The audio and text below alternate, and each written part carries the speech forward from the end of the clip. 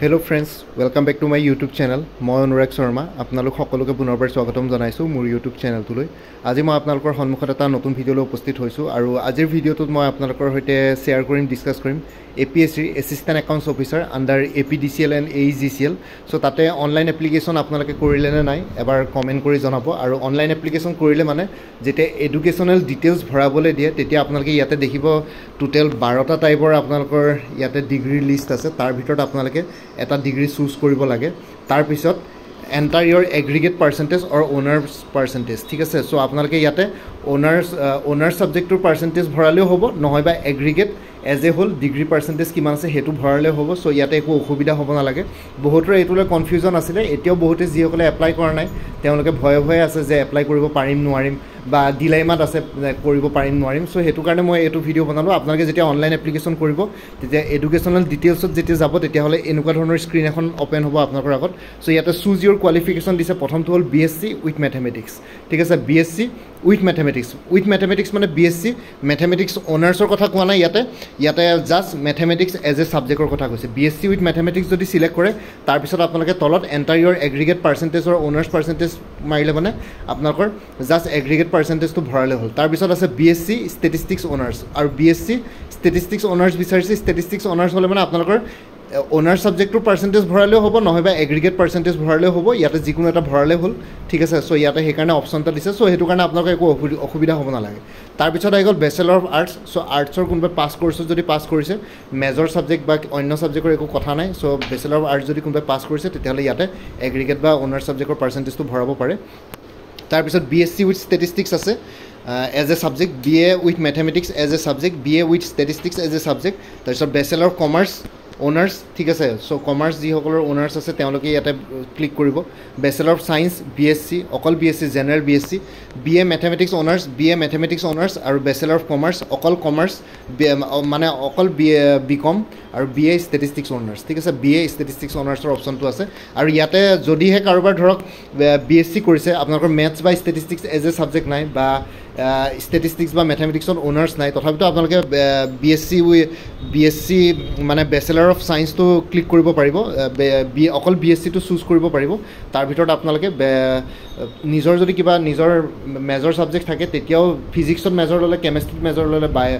বটানি বা biology major ললে একো কথা নাই ব্যাচেলৰ অফ সায়েন্সে চুজ কৰিব তাৰ পিছত এগ্ৰিগেট পাৰ্সেন্টেজটো ইয়াতে ভৰাই দিব এগ্ৰিগেট বা অনাৰ্স পাৰ্সেন্টেজ সো হেতু কাৰণে বাকি এই 12টা টাইপৰ ডিগ্ৰী ইয়াতে এপ্লাই কৰিবলৈ দিছে বাকি অন্য BBA BCA ইঞ্জিনিয়াৰিং সো তেনেকুৱা ধৰণৰ টেকনিক্যাল বা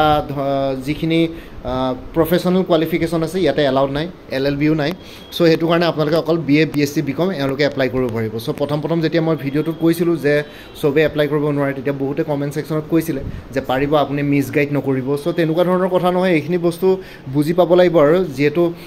এনি গ্ৰেজুৱেট কেন এপ্লাই যেহেতু কোৱা নাই সো এডুকেশনাল কোৱালিফিকেশনটো পঢ়ি চাই পেলাই গম পাবই লাগিব আপোনালোকে আৰু সো হেতু কাৰণে আপোনালোকৰ এই 12টা ধৰণৰ মানে ডিগ্ৰী আপোনালোকে থাকিলে মানে এনেকুৱা ধৰণৰ কোৱালিফিকেশন থাকিলে ইয়াতে এপ্লাই কৰিব পাৰিব একো কথা জেনাৰেল আৰ্টসও পাৰিব খালি ইঞ্জিনিয়াৰিং বা ল গ্ৰেজুৱেট বা তেনেকুৱা ধৰণৰ BBA BCA তেওঁলোকে এপ্লাই কৰিব নোৱাৰিব ঠিক আছে সো এইখিনি আছিল এডুকেশনাল কোৱালিফিকেশন ডিটেইলস যেতিয়া আপোনালোকে অনলাইন এপ্লাই কৰিব তেতিয়া এই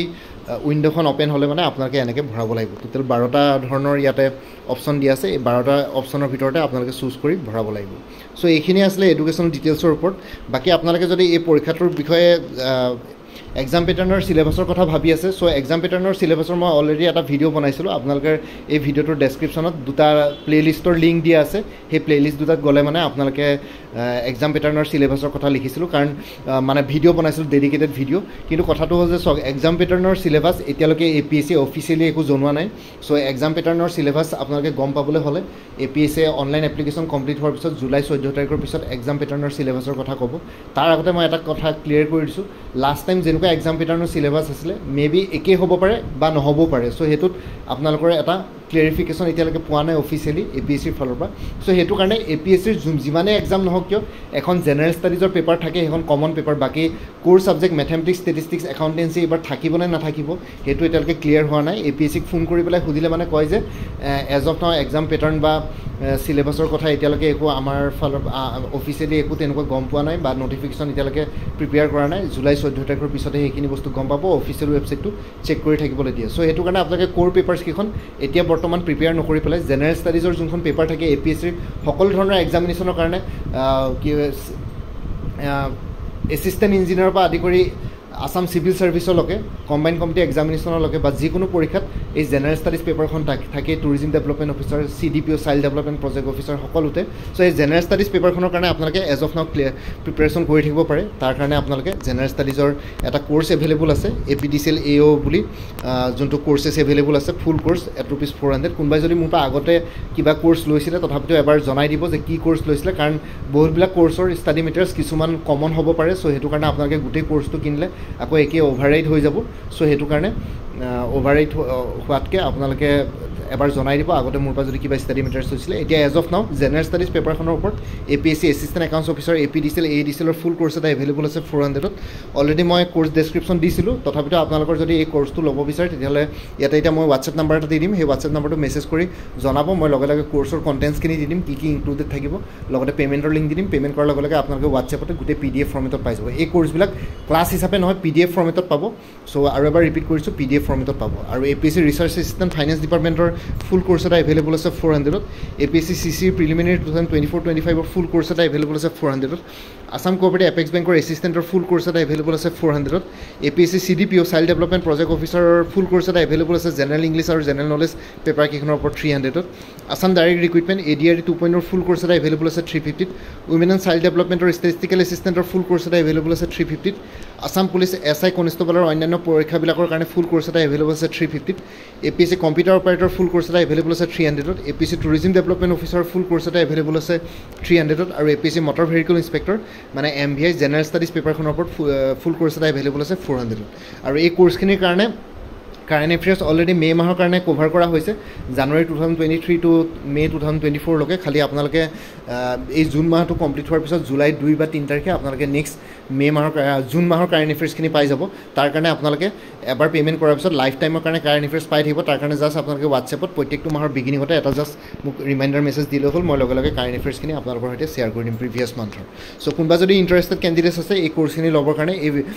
এই হোৱাটছএপ নাম্বাৰটো 9706557851 এই হোৱাটছএপ নাম্বাৰটো মেছেজ কৰি জনাওক যে আপোনালোকক কোনটো কোৰ্ছ লাগে তাৰ কণ্টেণ্টছখিনি শ্বেয়াৰ কৰিম লগতে আপোনালোকৰ পে'মেণ্টৰ লিংক দি দিম পে'মেণ্ট কৰাৰ লগে লগে আপোনালোকে গোটেইখিনি কোৰ্চেছ নিজৰ হোৱাটছএপতে PDF ফৰ্মেটত পাই যাব গোটেইখিনি চল্ভ আছে য'ত এক্সপ্লেনেশ্যন লাগে এক্সপ্লেনেশ্যন আছে য'ত ষ্টেটমেণ্ট বেছ কুৱেশ্যনছ দৰকাৰ তাতে ষ্টেটমেণ্ট বেছ কুৱেশ্যনো আছে চ' কাৰেণ্ট এফেয়াৰ্ছখিনিও কি বুলি কয় কাৰেণ্ট এফেয়াৰ্ছখিনিও আপোনালোকে এক্সপ্লেনেশ্যন পাই যাব লিংক তাতে এভেইলেবল থাকিব আৰু যোনটো হোৱাটছএপ নাম্বাৰ ইয়াতে উল্লেখ কৰিছোঁ সেইটো অনুগ্ৰহ কৰি কল নকৰিব সেইটো জাষ্ট হোৱাটছএপ মেছেজৰ কাৰণে এভেইলেবল কলৰ কাৰণে এভেইলেবল নহয় বাকী এই ভিডিঅ'টোৰ ডেছক্ৰিপশ্যন আৰু কমেণ্ট ছেকশ্যন চেক কৰক গোটেইখিনি কোৰ্ছৰ কথা আৰু এবাৰ ভিডিঅ' ডেছক্ৰিপশ্যন আৰু কমেণ্ট ছেকশ্যনত দি দিছোঁ বাকী এই পৰীক্ষাটোৰ লগত জড়িত অন্য ভিডিঅ'ছবোৰ চাবৰ কাৰণে